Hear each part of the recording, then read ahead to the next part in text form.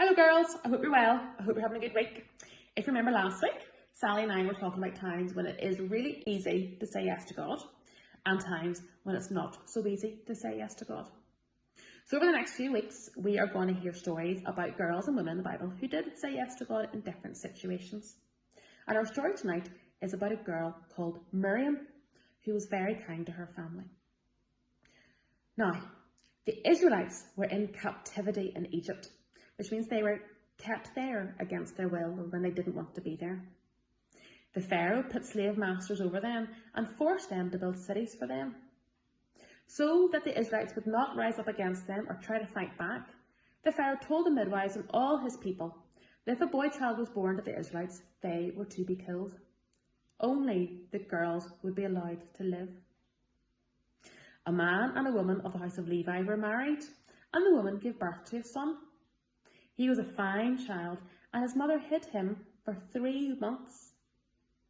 But when she could hide him no longer, she got a papyrus basket and coated it with tar and pitch to keep it strong and waterproof. She then placed the child in it and put it in the reeds along the bank of the Nile. His older sister Miriam stood at a distance to see what would happen to him. Then Pharaoh's daughter went down to the Nile to bathe, and her attendants were walking along the riverbank. She saw the basket among the reeds and sent her slave girl to get it. She opened it and saw the baby. He was crying and she felt sorry for him. "This is one of the Hebrew babies," she said. Then Miriam asked Pharaoh's daughter, "Shall I go and get one of the Hebrew women to nurse the baby for you?" "Yes, go," she answered, and Miriam went and got the baby's mother. Pharaoh's daughter said to his mother, "Take this baby and nurse him for me, and I will pay you." So the woman took the baby and nursed him. When the child grew older, she took him to Pharaoh's daughter and he became her son. She named him Moses, saying, "I drew him out of the water." And if anybody has a little brother or sister or little cousin, you might have heard of Moses baskets, which are baskets that babies can sleep in, maybe during the day, and that's where they get their name, from Moses being placed in the basket and being placed in the Nile. So, what can we learn from that story? Well, we can learn that Miriam was a really good big sister. She was kind to her family.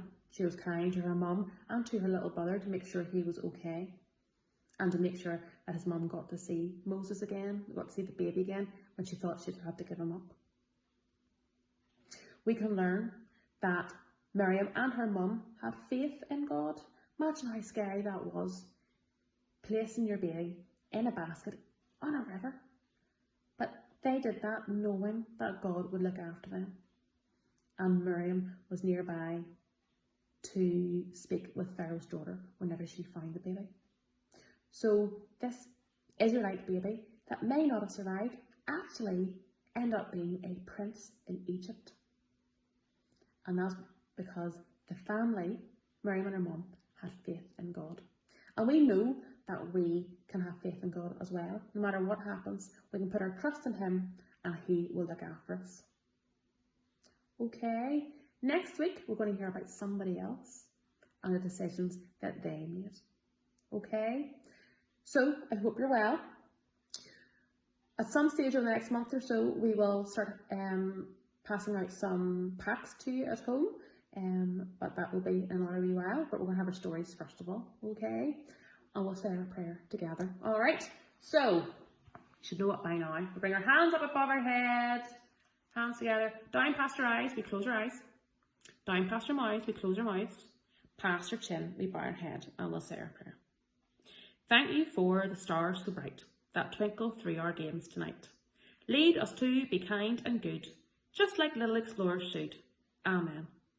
Amen, girls. You take care, and I'll see you soon. Bye.